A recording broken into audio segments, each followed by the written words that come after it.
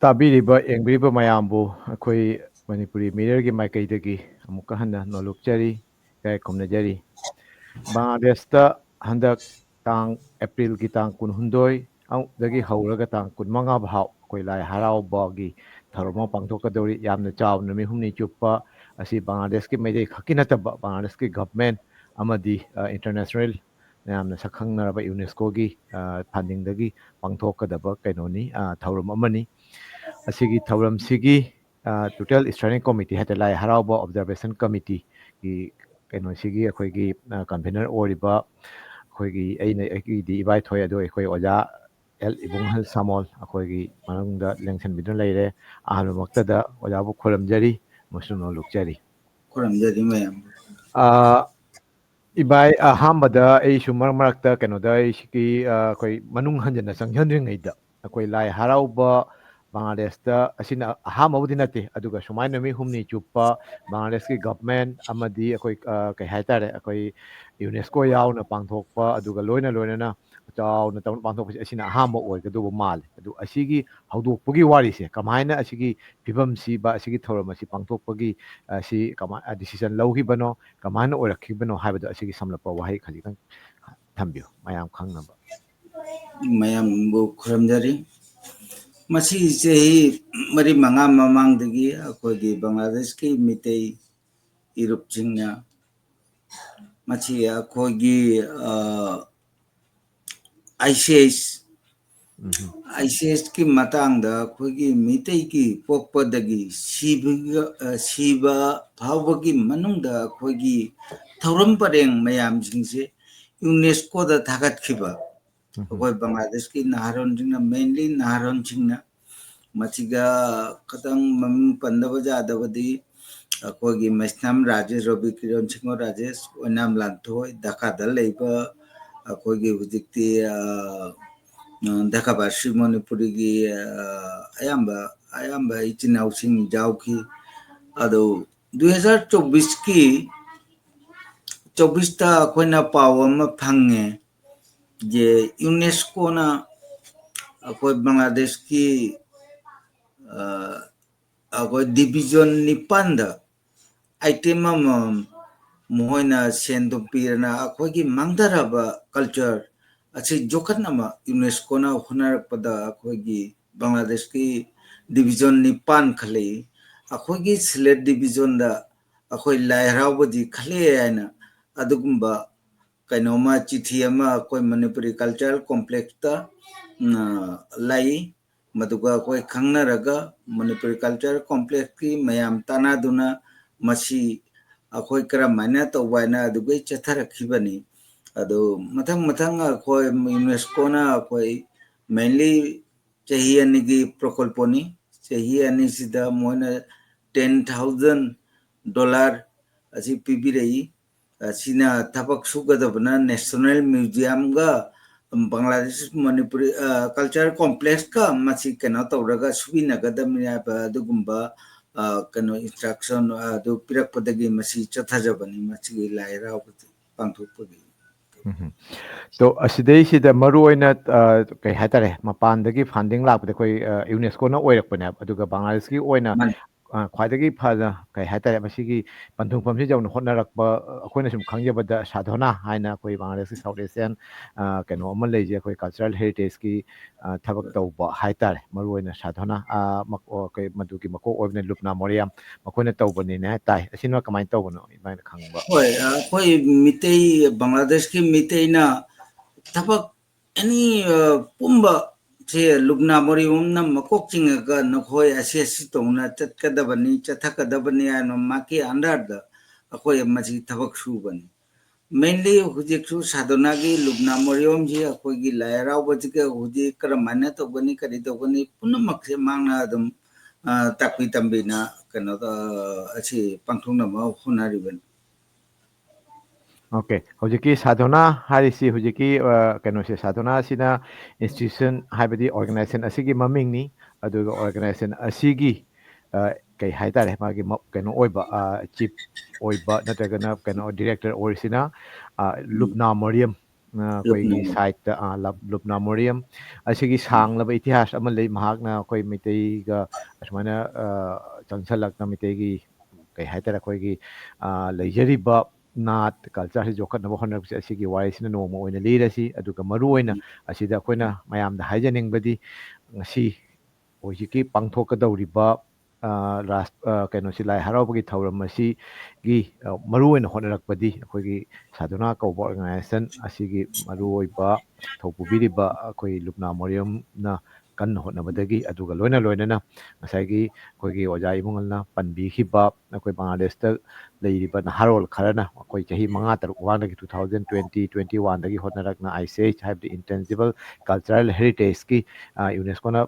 ꯀꯩꯇꯧ funding ꯇꯧꯔꯒ ꯃꯣꯏꯅ project ꯈꯔ ꯄꯥꯏꯈꯠꯂꯦ ꯑꯗꯨꯒ ꯁꯔꯨꯛ ꯌꯥꯔꯨꯕ ꯅꯍꯥꯔꯣꯟꯁꯤꯡꯁꯤꯅ ꯍꯣꯠꯅꯔꯛꯄꯗꯒꯤ ꯑꯁꯤꯒꯤ ꯊꯥꯛꯁꯤ ꯌꯧꯔꯛꯄꯅꯤ ꯃꯔꯨꯑꯣꯏꯅ ꯑꯗꯨꯒ ꯏꯚꯥꯏ ꯍꯧꯖꯤꯛ ꯑꯗꯨꯏꯗꯤ ꯃꯦꯟꯂꯤ ꯀꯩꯅꯣꯗ ꯂꯥꯛꯑꯁꯤ ꯑꯩꯈꯣꯏꯒꯤ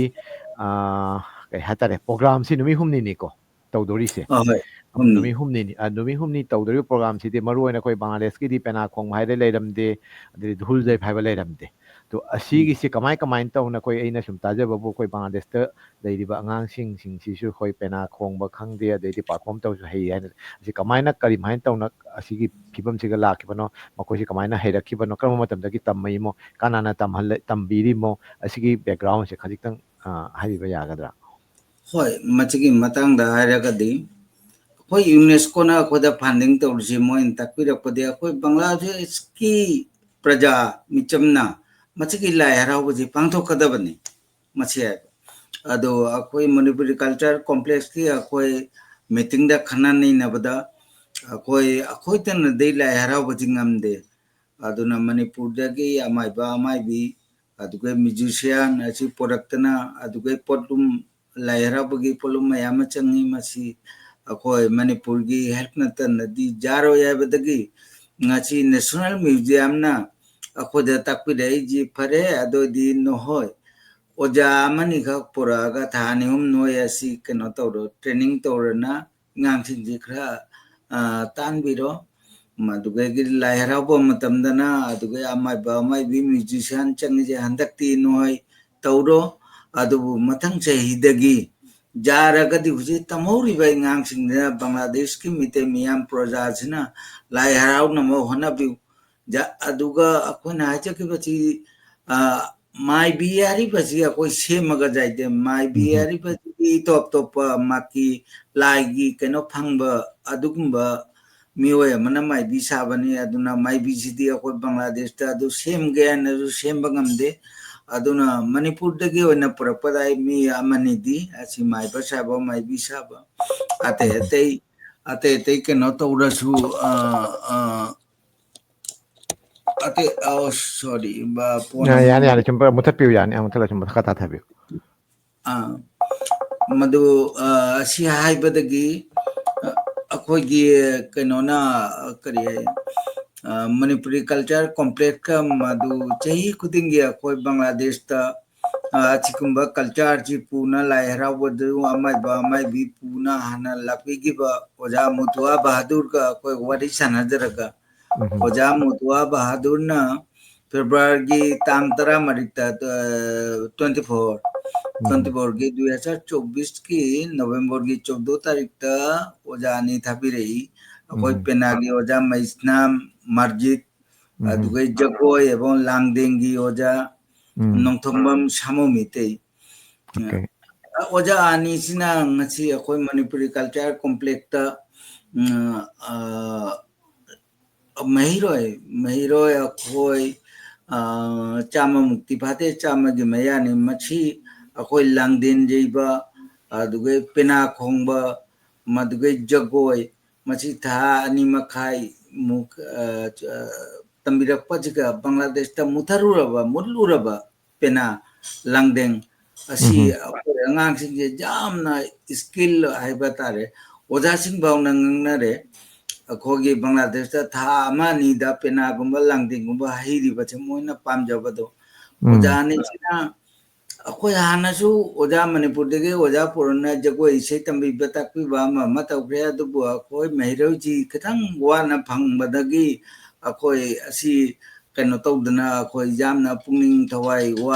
warambani adu oja ji lakpi badagidi angang singi mahiro singi ayuki pung mangada kona chalaga pena tamba madugai tamna leibaduna nungdang baro bhauna adum jagoi langding achi torna mayam ji holo na koi manipuri culture complex ki maki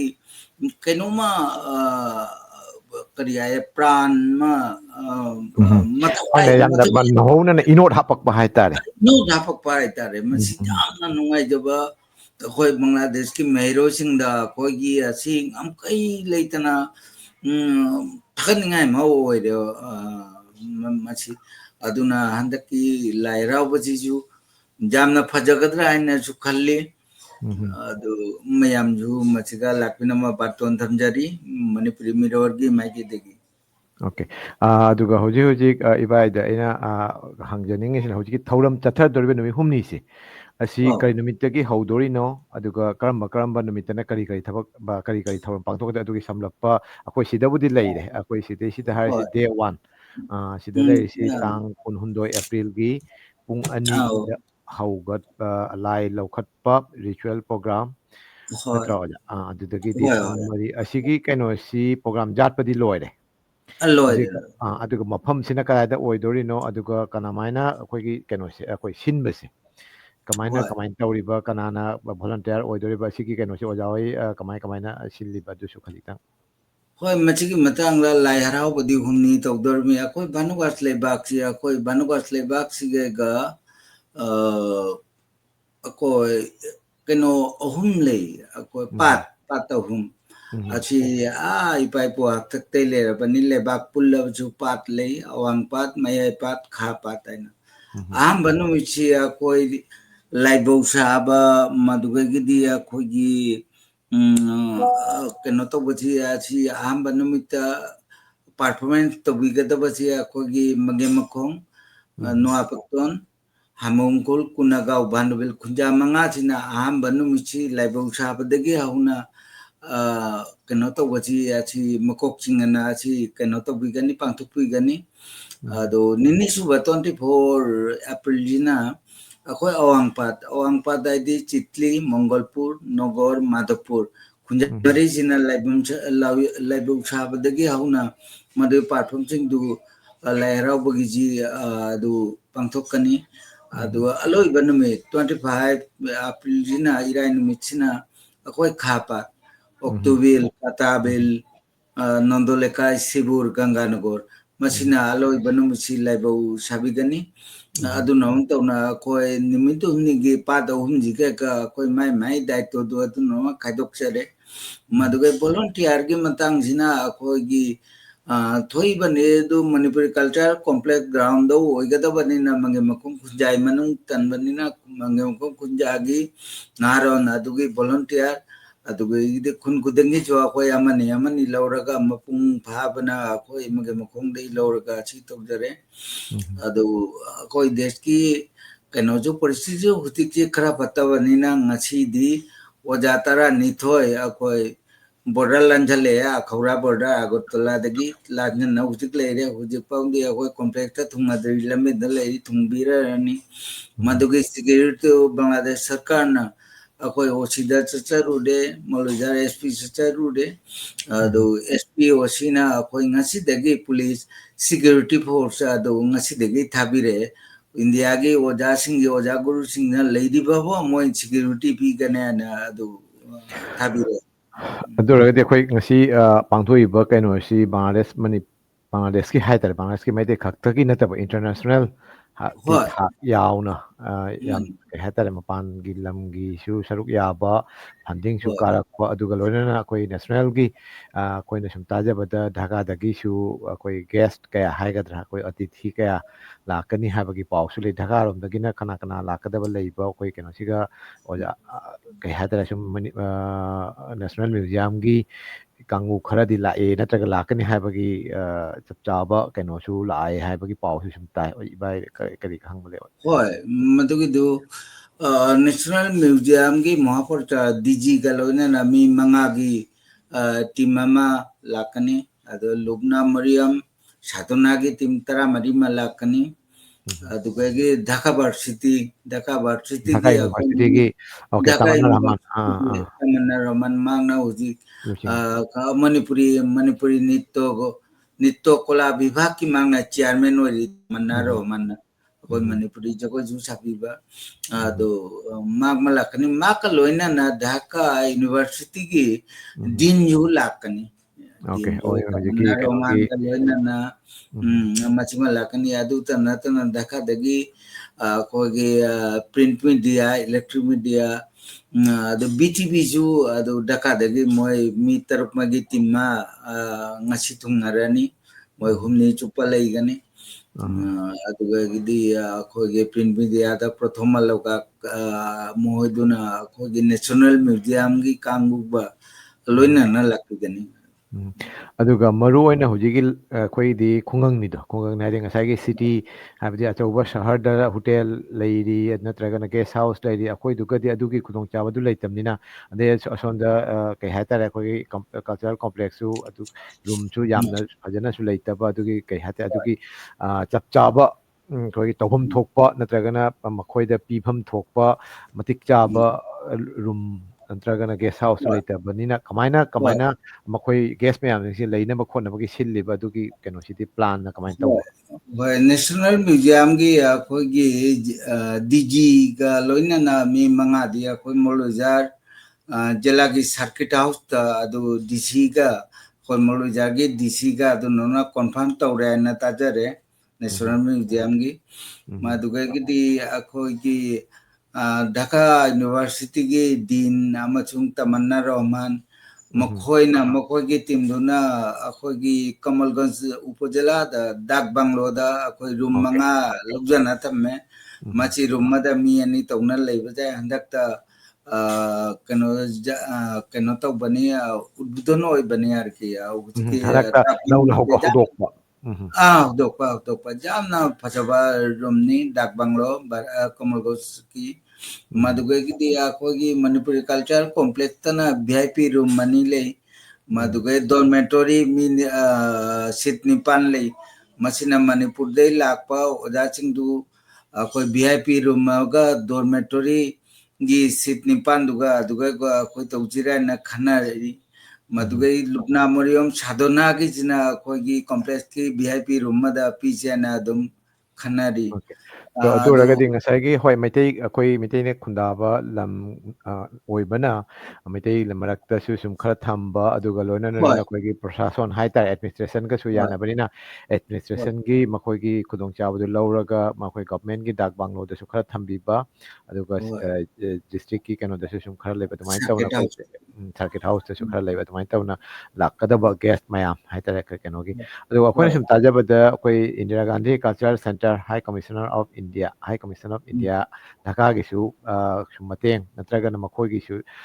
join ꯃꯈꯣꯏꯁꯨ ꯁꯔꯨꯛ ꯌꯥꯏ ꯍꯥꯏꯕꯒꯤ ꯀꯩꯅꯣꯁꯨ ꯁꯨꯝ ꯂꯩꯔꯦ ꯈꯔꯅꯤ ꯃꯃꯥꯡꯗ ꯑꯩꯈꯣꯏ ꯀꯩꯅꯣꯒꯤ ꯀꯜꯆꯔꯦꯜ ꯀꯣꯝꯄ꯭ꯂꯦꯛꯁꯀꯤ ꯇꯤꯝ ꯑꯣꯏꯔ ꯃꯥꯜꯂꯦ ꯑꯩꯈꯣꯏ ꯑꯩ ꯁꯤꯗ ꯐꯣꯇꯣ ꯑꯃ ꯍꯣꯏ ꯎꯠꯆꯔꯤꯁꯦ ꯍꯣꯏ ꯑꯗꯨꯃꯥꯏꯅ ꯌꯥꯝꯅ ꯆꯥꯎꯅ ꯄ꯭ꯔꯣꯒ꯭ꯔꯥꯝ ꯑꯃ ꯇꯧꯋꯤ ꯑꯁꯤꯅ ꯀꯔꯝꯕ ꯃꯑꯣꯡꯗ ꯀꯃꯥꯏꯅ ꯁꯔꯨꯛ ꯌꯥꯕ ꯐꯪꯉꯣꯏ ꯃꯁꯤꯅ ꯑꯩꯈꯣꯏꯒꯤ ꯌꯨꯅꯦꯁꯀꯣ ꯑꯃꯁꯨꯡ ꯅꯦꯁꯅꯦꯜ ꯃ꯭ꯌꯨꯖꯤꯌꯝꯅ ꯉꯁꯥꯏ ꯍꯥꯏꯖꯈꯤꯕꯗꯣ $10,000 ꯃꯣꯏꯅ ꯄꯤꯔꯛꯄꯗꯣ ꯆꯍꯤ 2ꯒꯤꯅꯦ ꯍꯥꯏꯅ ꯆꯍꯤ ꯑꯗꯨꯅ ꯍꯟꯗꯛꯀꯤ ꯆꯍꯤꯁꯤꯒ ꯅꯣꯡꯃꯩꯒꯅꯤ ꯑꯩꯈꯣꯏ ꯂꯥꯏ ꯍꯔꯥꯎꯗꯧꯔꯤꯁꯤ ꯃꯣꯏꯒꯤ ꯄ꯭ꯔꯣꯖꯦꯛꯇꯨꯒ ꯑꯗꯨ ꯑꯗꯨꯝ $10,000ꯗꯨꯅ ꯑꯩꯈꯣꯏꯒꯤ ꯕꯪꯒ꯭ꯂꯥꯗꯦꯁꯀ ꯍꯟꯗꯛ ꯄꯤꯗꯧꯔꯤꯁꯤ ꯈꯥꯏꯕꯣꯛꯃꯗꯤ 2026ꯀꯤꯅꯤ ꯍꯧꯖꯤꯛ 25ꯇ ꯑꯩꯈꯣꯏꯅ ꯐꯪꯗꯧꯔꯤꯕꯁꯤ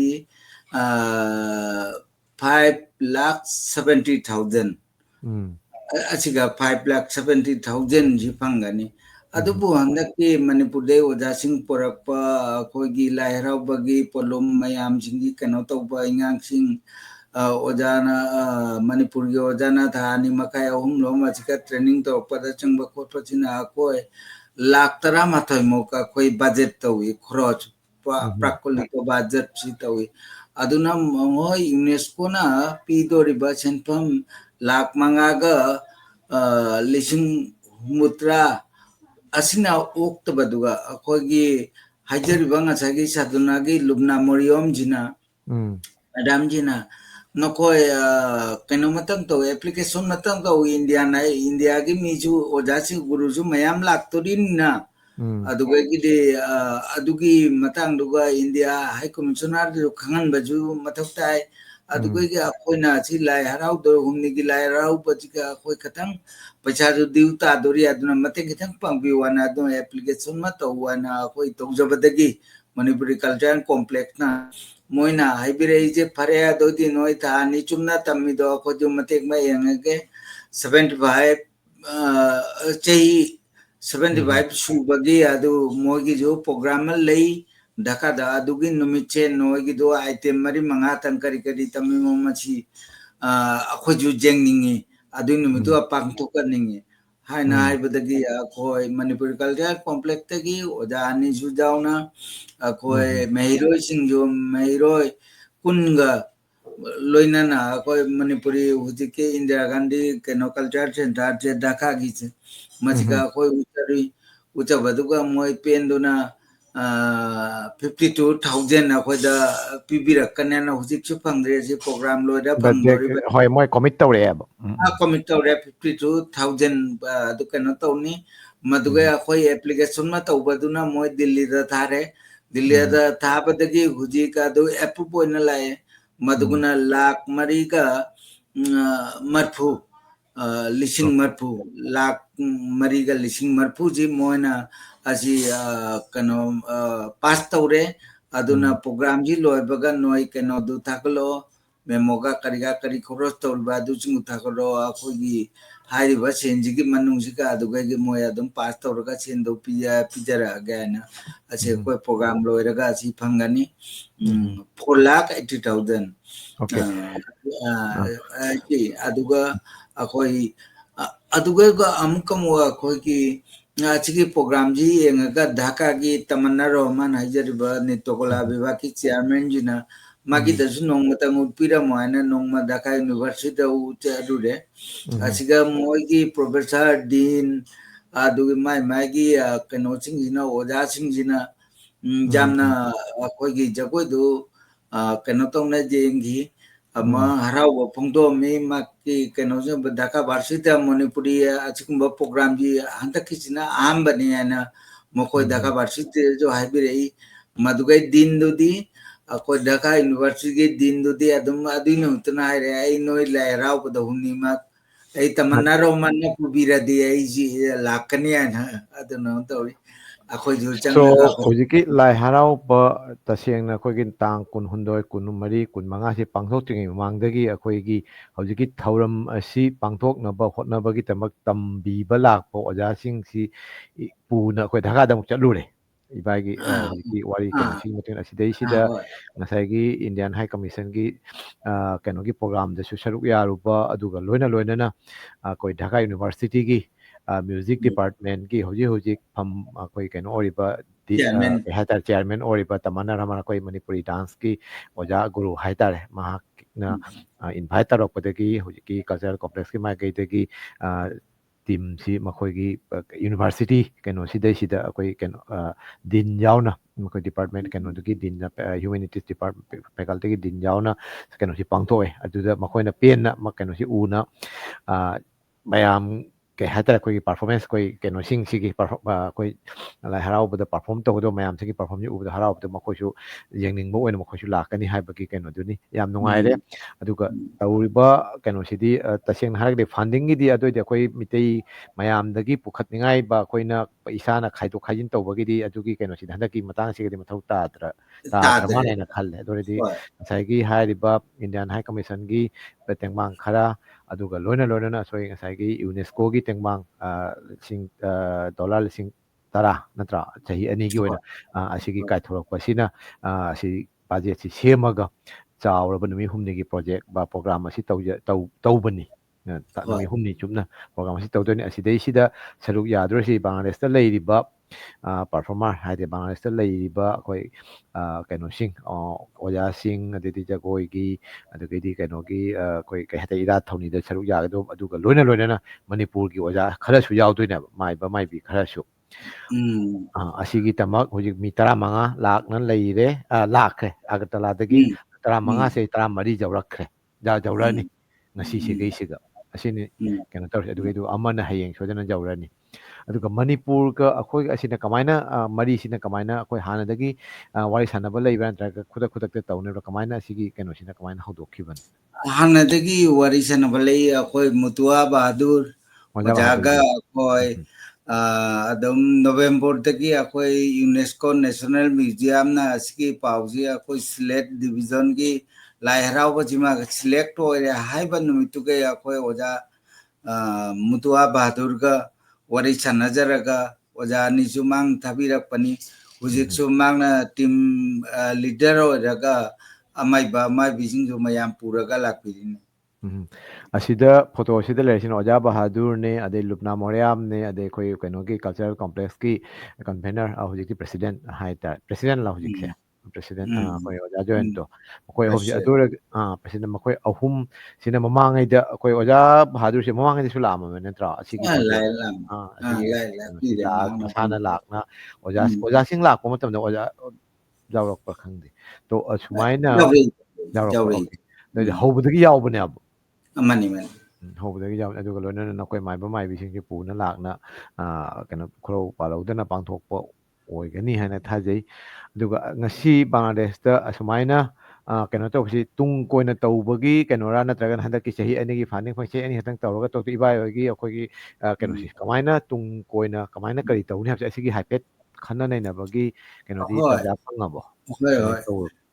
ꯃꯁꯤ ꯃꯇꯥꯡꯁꯤꯗ ꯑꯩꯈꯣꯏ ꯑꯗꯨꯝ ꯈꯟꯅ ꯅꯩꯅꯕꯗ ꯌꯨꯅꯦꯁꯀꯣꯅ ꯍꯟꯗꯛ ꯄꯤꯔꯛꯏꯕ ꯐꯟꯗꯤꯡꯁꯤ ꯅꯦꯁꯅꯦꯜ ꯃ꯭ꯌꯨꯖꯤꯌꯝꯅ ꯑꯩꯈꯣꯏꯗ ꯇꯥꯛꯄꯤꯔꯤꯁꯤ ꯅꯈꯣꯏꯅꯕꯨ ꯆꯍꯤ ꯑꯅꯤꯁꯤ ꯐꯖꯅ ꯀꯩꯅꯣ ꯇꯧꯔ ꯄꯥꯡꯊꯣꯛꯑꯕ ꯐꯖꯍꯜꯂꯕ ꯑꯗꯨꯗꯤ ꯌꯨꯅꯦꯁꯀꯣꯅ ꯄꯦꯜꯂꯕ ꯆꯍꯤ ꯈꯨꯗꯤꯡꯒꯤ ꯃꯁꯤ ꯌꯨꯅꯦꯁꯀꯣꯅ ꯑꯗꯨ ꯆꯍꯤ ꯈꯨꯗꯤꯡꯒꯤ ꯐꯟꯗꯤꯡꯁꯤ ꯃꯣꯏꯅ ꯇꯧꯔꯛꯑꯅꯤ ꯑꯗꯨꯅ ꯍꯟꯗꯛꯀꯤ ꯆꯍꯤ ꯑꯅꯤꯁꯦ ꯈꯤꯇꯪ ꯐꯖꯅ ꯇꯧꯕꯤꯌꯨ ꯍꯥꯏꯕꯁꯨ ꯑꯩꯈꯣꯏ ꯅꯦꯁꯅꯦꯜ ꯃ꯭ꯌꯨꯖꯤꯌꯝ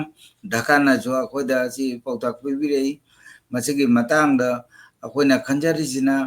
ꯍꯟꯗꯛ ꯍꯧꯗꯣꯛꯑꯁꯨ ꯂꯥꯏ ꯍꯔꯥꯎꯕꯁꯤ ꯃꯨꯠꯇꯅꯃ ꯁꯔꯥ ꯕꯪꯒ꯭ꯂꯥꯗꯦꯁꯁꯤꯒ ꯑꯩꯈꯣꯏꯒꯤ ꯕꯪꯒ꯭ꯂꯥꯗꯦꯁꯇ ꯚꯥꯅꯨꯑꯥꯠꯇ ꯅꯠꯇꯅ ꯁꯤꯂꯦꯠ ꯂꯩꯔꯤ ꯆꯨꯔꯗꯃꯥꯏ ꯂꯩꯔꯤ ꯁ꯭ꯔꯤꯃꯪꯒꯣꯜ ꯔꯥꯝꯅꯒꯔ ꯕꯤꯂꯥꯁꯄꯨꯔ ꯂꯩꯔꯤ ꯕꯤꯁꯒꯥꯎ ꯂꯩꯔꯤ ꯑꯁꯤꯒꯨꯝꯕꯁꯤꯒ ꯑꯩꯈꯣꯏꯅ ꯈꯟꯖꯕꯗꯤ ꯆꯍꯤ ꯆꯍꯤꯒꯤ ꯃꯐꯝ ꯑꯃꯃꯝꯗ ꯑꯁꯨꯝꯅ ꯔꯥꯎꯟꯒꯤ ꯁꯤꯁꯇꯦꯝꯗ ꯌꯨꯅꯦꯁꯀꯣꯅ ꯀꯔꯤꯒꯨꯝꯕ ꯑꯁꯤ ꯐꯟꯗꯤꯡꯁꯦ ꯄꯤꯕꯤꯔꯗꯤ ꯑꯁꯨꯝꯅꯧꯅ ꯑꯩꯈꯣꯏ ꯕꯪꯒ꯭ꯂꯥꯗꯦꯁꯇ ꯂꯩꯔꯤꯕ ꯃꯐꯝ ꯄꯨꯝꯅꯃꯛꯇ ꯃꯁꯤ ꯄꯥꯡꯊꯣꯛꯄꯒꯤ ꯑꯗꯨꯝ ꯑꯁꯥ ꯊꯝꯅꯩ ꯃꯌꯥꯝ ꯁꯣ ꯑꯗꯨ ꯑꯣꯏꯔꯒꯗꯤ ꯍꯥꯏꯔꯤꯕ ꯂꯥꯏ ꯍꯔꯥꯎꯕ ꯄꯥꯡꯊꯣꯛꯀꯗꯕ ꯅꯨꯃꯤꯠ ꯅꯤꯅꯤ ꯈꯛꯇꯪ ꯅꯠꯇ꯭ꯔꯒ ꯅꯣꯡꯃꯇꯪ ꯉꯥꯏꯔꯦ ꯑꯁꯤꯅ ꯅꯣꯡꯃꯇ ꯑꯍꯥꯟꯕ ꯉꯥꯏꯔꯦ ꯅꯣꯡꯃꯇ ꯉꯥꯏꯔꯦ ꯑꯁꯤꯅ ꯑꯍꯥꯟꯕ ꯑꯣꯏꯔꯒꯁꯨ ꯆꯍꯤ ꯆꯍꯤꯒꯤ ꯑꯩꯈꯣꯏ ꯆꯍꯤ ꯑꯅꯤꯒꯤꯗꯤ ꯐꯪꯗꯨꯅ ꯂꯩꯔꯦ ꯑꯗꯨ ꯀꯔꯤꯒꯨꯝꯕ ꯀꯩ ꯍꯥꯏꯇꯥꯔꯦ ꯃꯈꯣꯏꯅ ꯌꯨꯅꯦꯁꯀꯣ ꯅꯠꯇ꯭ꯔꯒꯅ ꯑꯩꯈꯣꯏ ꯕꯪꯒ꯭ꯂꯥꯗꯦꯁ ꯒꯣꯚꯔꯟꯃꯦꯟ ꯅꯠꯇ꯭ꯔꯒꯅ ꯏꯟꯗꯤꯌꯥꯟ ꯍꯥꯏ ꯀꯃꯤꯁꯟꯗꯒꯤ ꯐꯪꯗ꯭ꯔꯒꯁꯨ ꯑꯩꯈꯣꯏꯒꯤ ꯃꯥꯏꯀꯩꯗꯒꯤ ꯑꯩꯈꯣꯏꯒꯤ ꯍꯥꯏꯗꯤ ꯑꯩꯈꯣꯏ ꯃꯩꯇꯩ ꯇꯥꯔꯤꯕ ꯈꯨꯟ ꯀꯥꯡꯕꯨ ꯈꯔꯁꯤꯅ ꯑꯣꯏꯔꯒꯁꯨ ꯑꯩꯈꯣꯏꯇꯅ ꯑꯣꯏꯔꯁꯨ ꯄꯥꯡꯊꯣꯛꯄ ꯉꯝꯒꯅꯤ ꯍꯥꯏꯕꯒꯤ ꯀꯩꯅꯣꯗꯨꯗꯤ ꯁꯨꯝ ꯂꯩꯒꯗ꯭ꯔꯣ ꯅꯠꯇ꯭ꯔꯒꯅ ꯃꯈꯣꯏꯅ ꯂꯩ ꯃꯗꯨꯒꯤ ꯂꯩ ꯑꯗꯨ ꯑꯩꯈꯣꯏꯅ ꯄꯥꯡꯊꯣꯛꯄ ꯉꯝꯕꯒꯤ ꯑꯁꯥ ꯂꯩ ꯄꯤꯔꯛꯇ꯭ꯔꯁꯨ ꯑꯗꯨꯕꯨ ꯑꯩꯈꯣꯏꯒꯤ ꯑꯩꯈꯣꯏ ꯃꯥꯏꯕ ꯌꯥꯔꯤꯉꯩꯗꯤ ꯑꯃꯥꯏꯕꯤ ꯍꯥꯏꯕꯁꯦ ꯃꯁꯤ ꯃꯅꯤꯄꯨꯔꯗꯒꯤꯗꯤ ꯀꯩꯅꯣ ꯇꯧꯗꯕ ꯌꯥꯗꯕꯅꯤꯅ ꯃꯁꯤ ꯃꯅꯤꯄꯨꯔꯗꯒꯤ ꯑꯃꯥꯏꯕ ꯑꯃꯥꯏꯕꯤ ꯑꯣꯖꯥ ꯒꯨꯔꯨ ꯑꯃꯅꯤꯇꯪ ꯄꯨꯔꯛꯑꯒ ꯍꯧꯖꯤꯛꯀꯤ ꯑꯩꯈꯣꯏ ꯍꯥꯟꯅ ꯄꯥꯡꯊꯣꯛꯏꯗꯨꯅ ꯑꯩꯈꯣꯏ ꯃꯤ 10 10 ꯄꯣꯔꯛꯄꯒꯤꯁꯦ ꯕꯥꯖꯦꯠꯇꯣ ꯑꯗꯨꯛ ꯆꯥꯎꯅ ꯇꯧꯗ꯭ꯔꯁꯨ ꯑꯃꯥꯏꯕ ꯑꯃꯥꯏꯕꯤ ꯑꯃꯅꯤ ꯄꯨꯔꯛꯑꯒ ꯑꯩꯈꯣꯏ ꯕꯪꯒ꯭ꯂꯥꯗꯦꯁꯅ ꯑꯗꯨꯝ ꯄꯥꯡꯊꯣꯛꯄ ꯉꯝꯕꯒꯤ ꯑꯁꯥꯗꯤ ꯂꯩ ꯑꯣꯀꯦ ꯑꯗꯨ ꯑꯣꯏꯔꯒꯗꯤ ꯉꯁꯤ ꯀꯩ ꯍꯥꯏꯇꯥꯔꯦ ꯕꯪꯒ꯭ꯂꯥꯗꯦꯁꯇ ꯈꯨꯟꯗꯥꯔꯤꯕ ꯃꯩꯇꯩ ꯃꯌꯥꯝꯅ ꯍꯣꯠꯅꯕ ꯑꯗꯨꯒ ꯂꯣꯏꯅꯅ ꯑꯩꯈꯣꯏꯒꯤ ꯍꯣꯠꯅꯃꯟ ꯍꯥꯏꯇꯥꯔꯦ ꯍꯣꯠꯅꯖꯕꯒꯤ ꯑꯩꯈꯣꯏꯅ ꯇꯧꯊꯣꯛꯎꯕ ꯀꯩꯅꯣ ꯊꯕꯛꯁꯤꯡꯗꯨ ꯃꯌꯥꯝ ꯄꯦꯟꯂꯨꯕꯗꯒꯤ ꯌꯨꯅꯦꯁꯀꯣ ꯑꯃꯗꯤ ꯕꯪꯒ꯭ꯂꯥꯗꯦꯁ ꯒꯚꯔꯟꯃꯦꯟ ꯑꯗꯨꯒ ꯂꯣꯏꯅ ꯏꯟꯗꯤꯌꯥꯟ ꯍꯥꯏ ꯀꯃꯤꯁꯟꯒꯤ ꯐꯟꯗꯤꯡꯒꯤ ꯃꯈꯥꯗ ꯌꯥꯝ ꯆꯥꯎꯅ ꯄꯥꯡꯊꯣꯛꯄꯅꯤ ꯑꯁꯤ ꯉꯁꯤ ꯃꯌꯥꯝ ꯃꯅꯤꯄꯨꯔꯗꯒꯤꯁꯨ ꯁꯔꯨꯛ ꯌꯥꯕꯒꯤꯗꯃꯛ ꯑꯣꯖꯥꯁꯤꯡ ꯕꯪꯒ꯭ꯂꯥꯗꯦꯁꯇ ꯌꯧꯔꯛꯑꯦ ꯍꯥꯏꯕꯒꯤ ꯄꯥꯎꯁꯨ ꯂꯩꯔꯦ ꯑꯗꯨꯒ ꯑꯩꯈꯣꯏ ꯉꯁꯤ ꯑꯩꯈꯣꯏꯒꯤ ꯃꯌꯥꯝ ꯃꯥꯡꯗ ꯁꯤꯗꯩꯁꯤꯗ ꯋꯥ ꯉꯥꯡꯕꯤꯔꯤꯕ ꯑꯩꯈꯣꯏ ꯀꯟꯚꯦꯅꯔ ꯍꯥꯏꯇꯥꯔꯦ ꯑꯩꯈꯣꯏ ꯀꯩꯅꯣꯁꯤꯒꯤ ꯀꯣꯃꯤꯇꯤ ꯑꯁꯤꯒꯤ ꯁ꯭ꯇꯦꯟꯗꯤꯡ ꯀꯣꯃꯤꯇꯤ ꯑꯁꯤ ꯀꯟꯚꯦꯅꯔ ꯑꯣꯖꯥ ꯑꯦꯜ ꯏꯕꯨꯡꯒꯜ ꯁꯥꯃꯣꯜꯁꯨ ꯃꯁꯥꯒꯤ ꯑꯆꯤꯟꯕ ꯀꯌꯥ ꯀꯥꯏꯊꯣꯛꯑꯒ ꯑꯩꯈꯣꯏꯒꯤ ꯑꯩꯈꯣꯏ ꯄ꯭ꯔꯣꯒ꯭ꯔꯥꯝ ꯑꯁꯤꯒꯤ ꯃꯇꯥꯡꯗ ꯈꯖꯤꯛꯇꯪ ꯑꯣꯏꯔꯁꯨ ꯃꯌꯥꯝꯗ ꯄꯥꯎꯗꯝꯕꯤꯅꯕ ꯂꯦꯡꯁꯤꯟꯕꯤꯔꯛꯄꯅꯤ ꯑꯗꯨ ꯃꯁꯥꯒꯤ ꯑꯆꯤꯟꯕ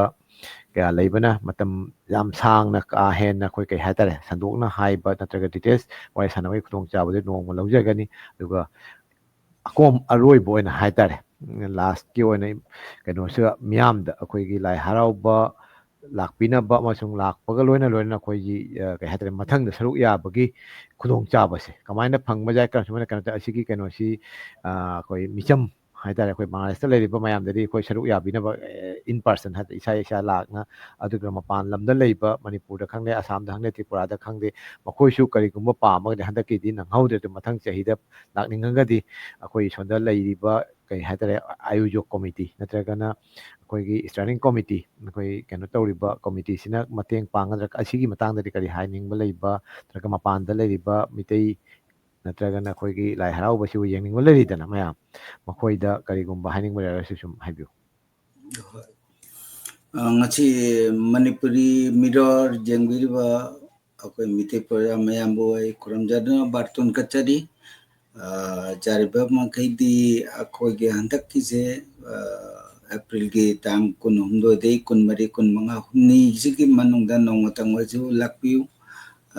akoi ge lai kuram biro machima ai bartun thamjari machi manipuri mirror ge madhyam degi akoi mayam aduga akogi mapanda leiba badi akogi manipur india da leiba miyam projada handak ti kra matamji ka kanota telabanina bija lawa mama kena to ba adugi matamdo kaya pangaro adu mathangda ko 26 ta jo akoi same sunona program to jagani aduga kana gumbana kanota lakpiragadi agi number do akogi manipuri mirror gi chief editor akoi hamam promote na adumai mobile number du ju mayam da adum ꯍꯥꯏꯔꯛꯑꯦ ꯀꯩꯅꯣꯗ comment ꯕꯣꯛꯁꯇ ꯁꯨꯝ ꯊꯝꯖꯔꯛꯀꯅꯤ hoi thangapi bajagani maduga any time da adu phone torokpadu ai madugi hona jage akogi lai rauba kenogi committee jina madu akoi hona jagani mayam kenogi adugi mating bang jagani haitare adugi lebam chabam degi hauna adu bisa gi problem ama hauna koina asondegi katang adu sponsor gumba haja nomjaba adu toba darkar tarasu akoi tawjagani mayambu khoramjari ngasi manipuri mirror gi achigi program ji jengri mayambu aina khoramjari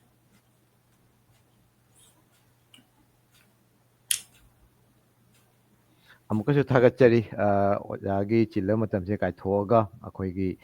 Manipuri ꯃꯤꯔꯔꯒꯤ ꯄ꯭ꯂꯦꯠꯐꯣꯝꯁꯤꯗ ꯉꯥꯏꯍꯥꯛꯇꯪ ꯑꯣꯏꯔꯁꯨ ꯃꯌꯥꯝꯗ ꯑꯩꯈꯣꯏ ꯇꯧꯒꯗꯧꯕ ꯑꯩꯈꯣꯏ ꯁꯟꯗꯣꯛꯀꯗꯧꯕ ꯑꯩꯈꯣꯏ ꯃꯅꯤꯄꯨꯔꯤ